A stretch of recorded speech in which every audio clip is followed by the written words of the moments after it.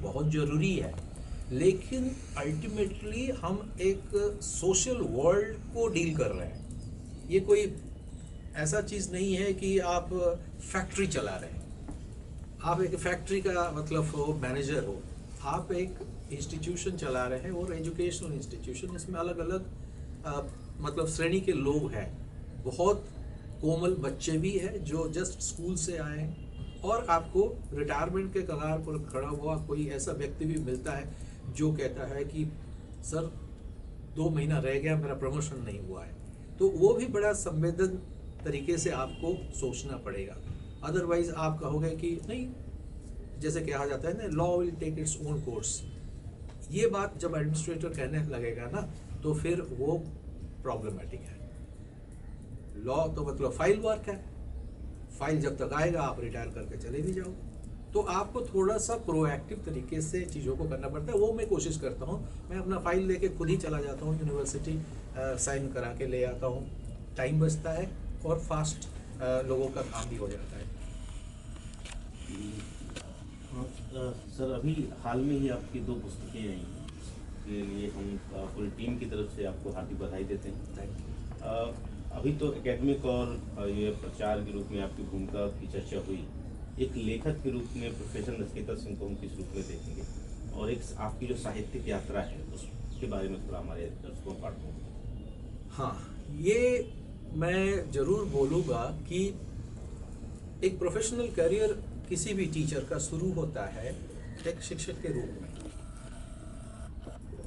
उसके बाद कई सारे और अपॉर्चुनिटी मिलती है जिसमें आप एक्सप्लोर कर सकते हो। जैसे मैं आके मतलब अपना इस पड़ाव पर आके एक्सप्लोर किया है कि मैं एक एडमिनिस्ट्रेटिव पोस्ट पे जाऊँ, क्योंकि मुझे लगा कि सिस्टम को अंदर रह के उसको कोसना बहुत नाइंसाफ़ी है सिस्टम के लिए भी। आप उसको बदलने के लिए भी कोशिश करो, अपना योगदान दो। बहुत आसान होता है आर्म चेयर फिलोसोफर बनना, बैठ के बड़ी बड़ी लंबी लंबी बातें बोलना, सिस्टम को नकार देना। नहीं, हम ही तो ह्यूमन बींग्स ही उसको ठीक करेंगे। अब जो है लेखक की बात आपने जो की है, वो एक्चुअली एकेडमिक इंटरेस्ट। मुझे ये लगता है कि once a teacher always a teacher, once a learner always a learner. इस बीच में आपका कई सारे किरदार बन सकता है। आप कभी प्रिंसिपल बन जाओगे, कभी वाइस चांसलर बन जाओगे, आप कहीं रजिस्ट्रार बनो, कुछ भी आप बन सकते हो इस जर्नी में। लेकिन आपका जो मूलभूत जो आपका ताकत है वो आपका पढ़ाई लिखाई, पब्लिकेशन, रिसर्च, यही सब है। इसी से आपको इज्जत मिलता है और व्यापक आपका जो ऑडियंस है वो आपको इसी के थ्रू जानते हैं। मैं एक अच्छा प्रिंसिपल बनूं तो हो सकता है कि ये कॉलेज और मे बी दिल्ली यूनिवर्सिटी तक लोग जानेंगे कि इस कॉलेज में क्या हो रहा है क्या नहीं।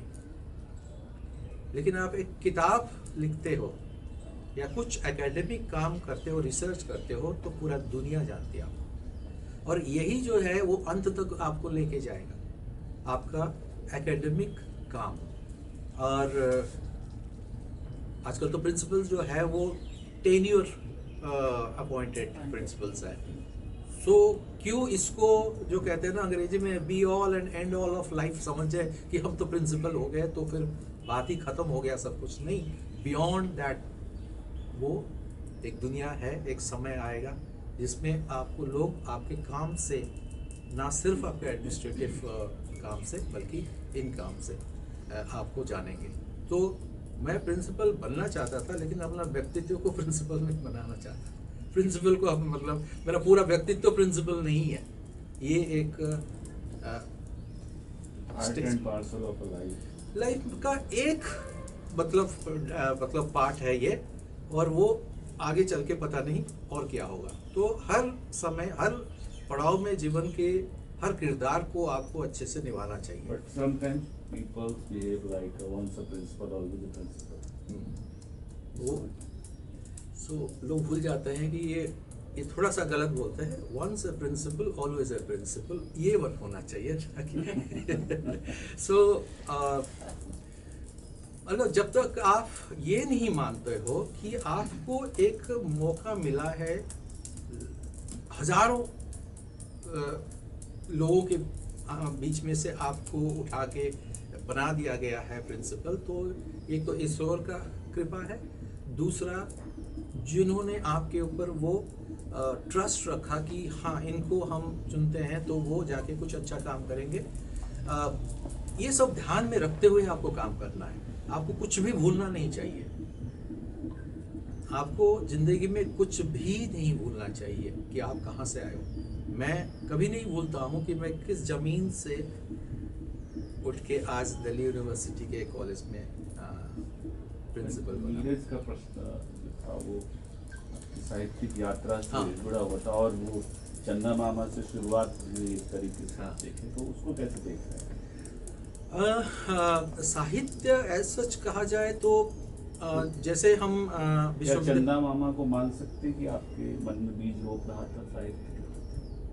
हाँ, एटलीस्ट पढ़ने के लिए जो हंगर कहते हैं वो उसी से ही आया था। उसके बाद हमने जो जैसे जैसे कैरियर बढ़ता गया, अब क्या है कि समय की कमी होती है, तो आपका पढ़ने का टाइम वो जो है वो स्पैन धीरे धीरे घट जाता है कि मौका नहीं मिलता। लेकिन मैं कम से कम 3 अखबार तो ज़रूर पढ़ता हूँ।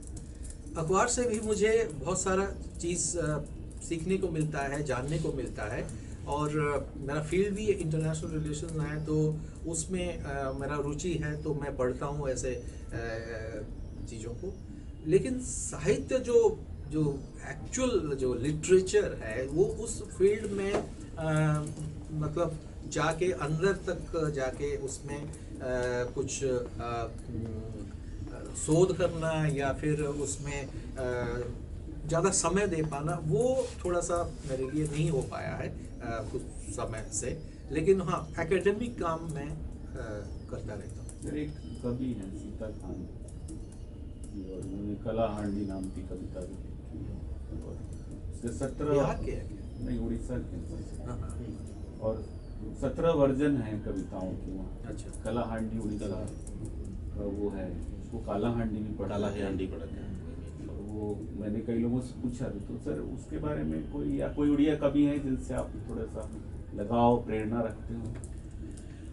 कवि तो नहीं, लेखक फकीर मोहन सेनापति है, वो उनका हमने वो पढ़ा है, बहुत फेमस उनका 6 मान 8 गुंठ करके एक किताब, उनका एक लेख था किताब। तो लेकिन इनका कलाहांडी के बारे में तो थोड़ा सा हम वो जो जाना जाता था उस समय, जो वहाँ का जो आपदा है, जो जनजाति लोगों के का जो इशूज त्रासदी वो था फूड सिक्योरिटी को लेके, उसका थोड़ा सा पॉलिटिकल इकोनॉमिक वो लिटरेचर ज़्यादा पढ़ा है, और इस साहित्य के उसमें मैं ज़्यादा नहीं गया हूँ। सर वो मतलब कविता तो है, कविता उससे रिलेटेड है कि जैसे एक ही बर्तन में कई दिनों तक खाना बचाने के पकता रहता है ताकि उसका एक का अन्न का दाना भी बर्बाद ना, तो वो हांडी जो है पूरी काली हो जाती है। तो उस तरीके से उस प्रसंग में थे, उस पर बात करेंगे। अभी नीरज जी का प्रश्न है। जैसे भी साहित्य की बात हो रही थी, तो मुक्तिबोध की एक पंक्ति बड़ी फेमस है कि साहित्य जो विवेक है वही जीवन विवेक है।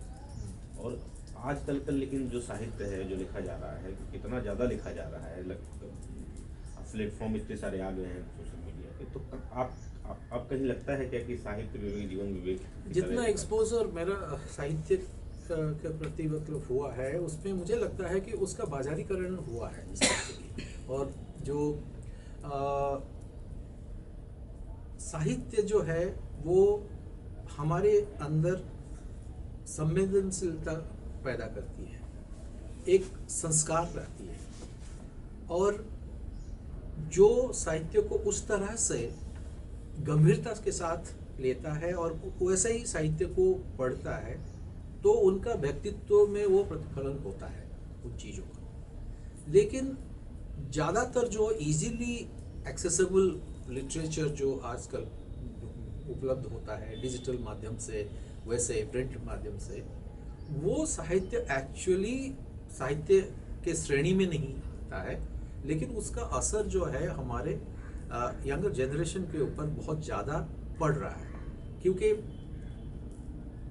जो रियल लिटरेचर है उसको ज़्यादा नहीं पढ़ते हैं आज के बच्चे, लेकिन वो आकर्षित होते हैं एक मनोरंजन देने वाला जो साहित्य उपलब्ध होता है बाजार में, वो एक्सेस ज़्यादा होता है। तो व्यक्तित्व तो बिल्कुल साहित्य से प्रभावित होता है, बशर्ते कि आप किस तरह के साहित्य में रुचि रखते हैं।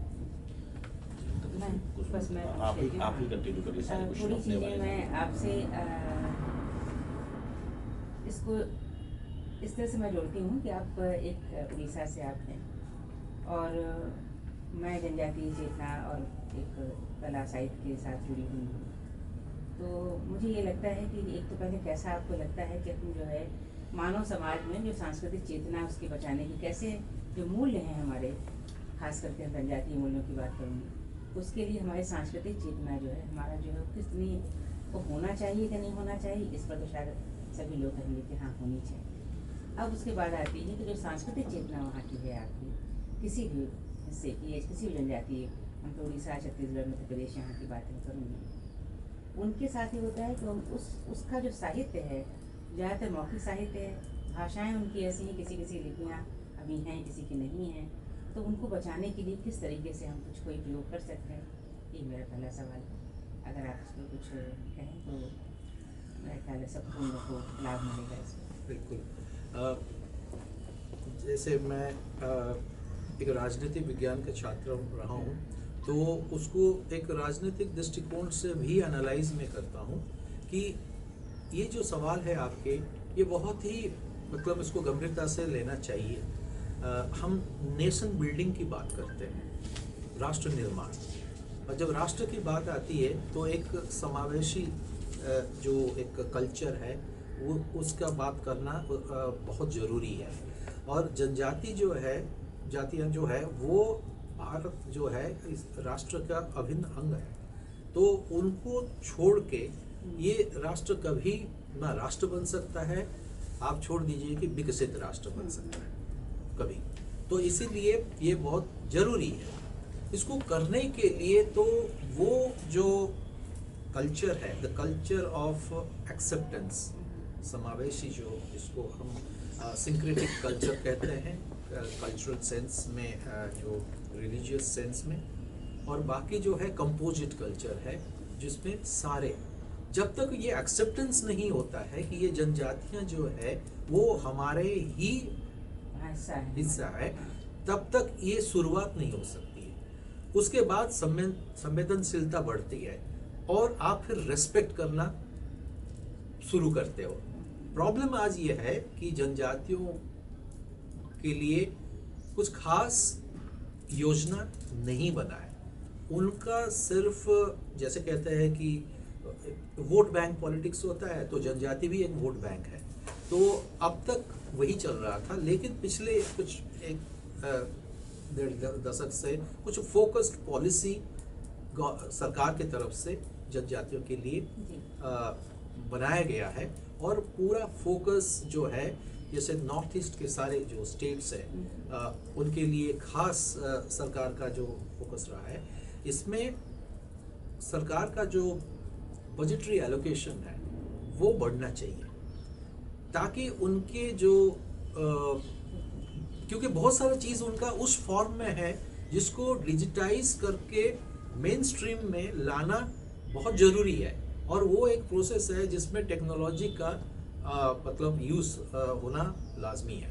और जहाँ टेक्नोलॉजी और बाकी सारे चीज़ों की बात आती है, तो फिर वहाँ पर आर्थिक जो है वो सपोर्ट की ज़रूरत पड़ती है। तो सरकार की तरफ से तो वो होना चाहिए।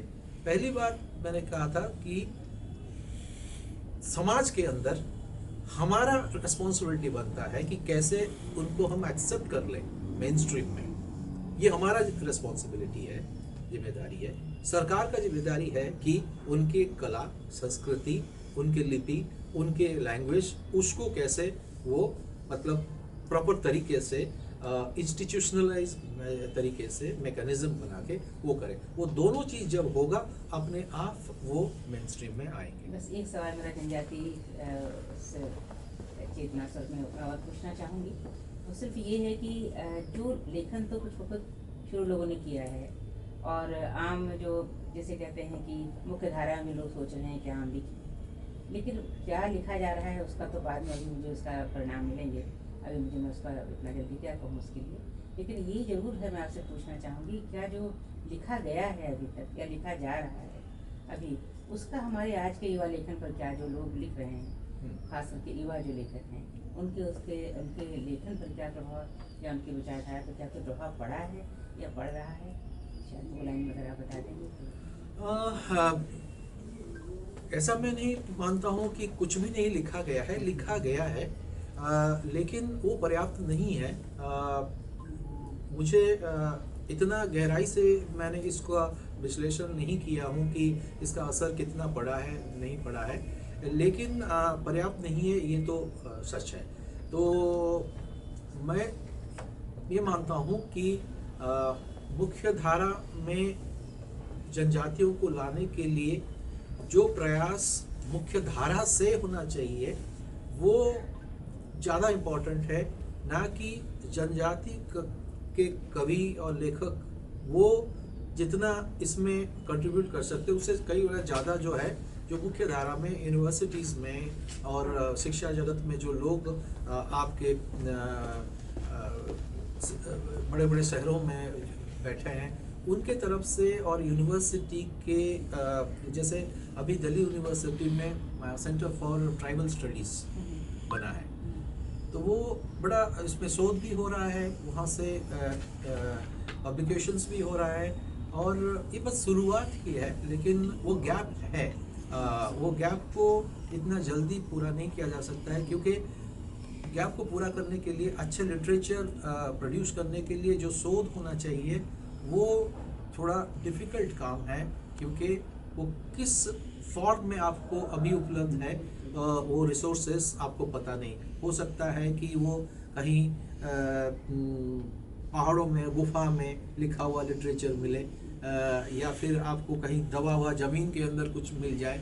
वो उड़ीसा में एक पोथी कल्चर है, पोथी जो वो ताल जो है पाम लीफ के ऊपर जो लिखा हुआ है वो हज़ारों साल पुराना, वो मिलता रहता है ज़मीन से, वो खोद के निकालते हैं, और पता नहीं हज़ारों साल पहले वो लिखा हुआ था, वो दब के रहा है, और उसके ऊपर रिसर्च चल रहा है। ऐसे आपको जनजाति एरिया में काफ़ी आपको इस तरह से मिल सकता है।